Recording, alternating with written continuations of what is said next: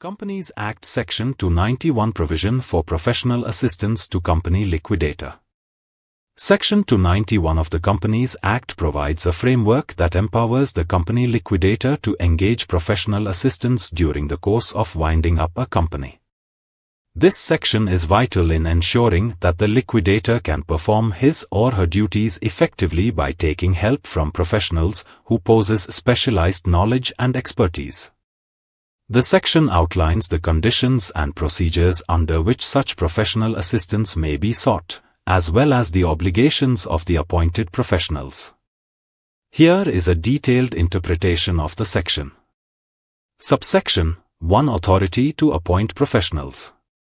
Under subsection 1 of Section 291, the company liquidator is granted the authority to appoint one or more professionals to assist in the discharge of his responsibilities.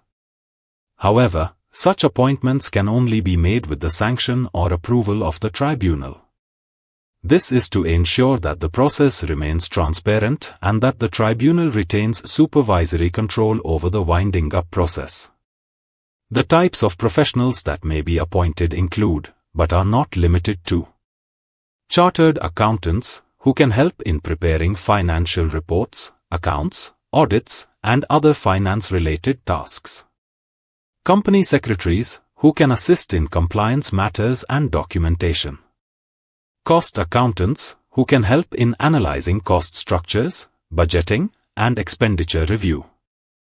Legal practitioners, who may be needed for advice on legal matters, representing the liquidator in proceedings, and ensuring legal compliance.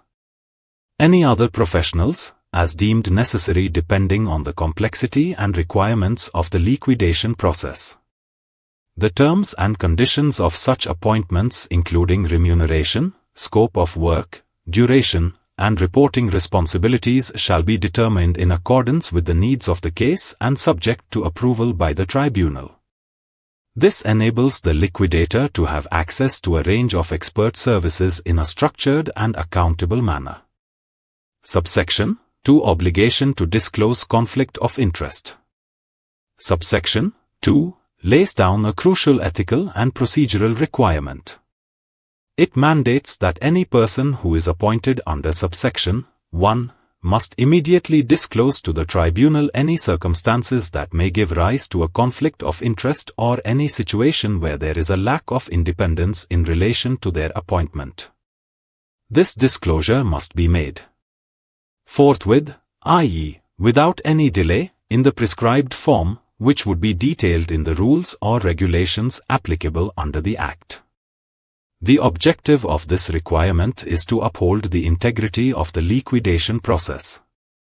It ensures that the professionals involved do not have any personal or financial interests that may compromise their judgment, objectivity, or actions while assisting the liquidator.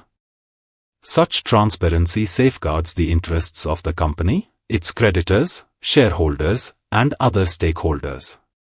For more details, contact us.